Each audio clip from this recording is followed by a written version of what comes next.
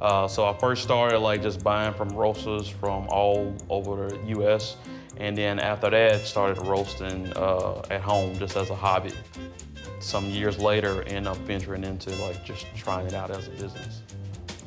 There's a variety of ways you can do it. You can do it, in a stove, or like the first time I did it was basically in a pan on my stove top. You just get some green beans and you heat it basically the same way that you would pop popcorn. And I remember the first time I did that, set the fire alarm off at the house. No doubt it definitely wasn't that good, but just to see it go from green to brown to me was amazing.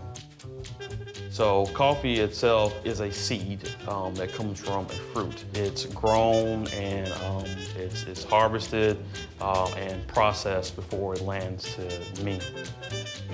We like to buy them fresh, green, as soon as they're available. And basically, once that coffee is harvested, bagged, and it's ready for us, we're typically turning that coffee over within a few months that we receive it. And that attributes a ton to the quality of it. The way that you manipulate the roasting process has an impact on the final flavor. So there's a point about midway in a roast that's called the Maillard phase, which is something that's present in all cooking. It's basically just sugar browning.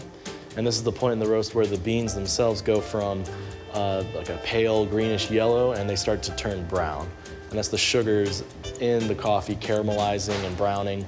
And this is what will give coffees like kind of chocolatey caramel, maybe even like a graham cracker type flavor. All the coffees that we bring in, they go through an evaluation process and referred to as a cupping. And when you're cupping coffees, there are basically like 5 things that you're looking for. One, you want to observe like the smell of it. That's sort of the introduction of the coffee. The next thing is the flavor. What does the coffee taste like? The next thing is the acidity. What kind of like, how bright is it? Does it pop? And then we're also looking at the body. That's basically like the mouthfeel of it. That's like comparing water to milk, right? Milk has a heavier body, more of a creamier texture. And then the final thing that we evaluate is the finish. Does it hang around for a while on your palate, or does it dissipate really, really quickly?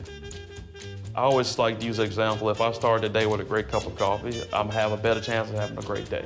If you wake up in the morning and your coffee tastes horrible, guess what? You start your day off with a bad taste in your mouth, literally. And so if you can start off with a good taste in your mouth, you have a better chance of having like a good day.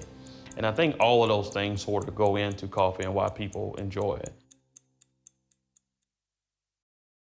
For more Fit to Eat recipes and kitchen tips, subscribe to Mississippi Public Broadcasting.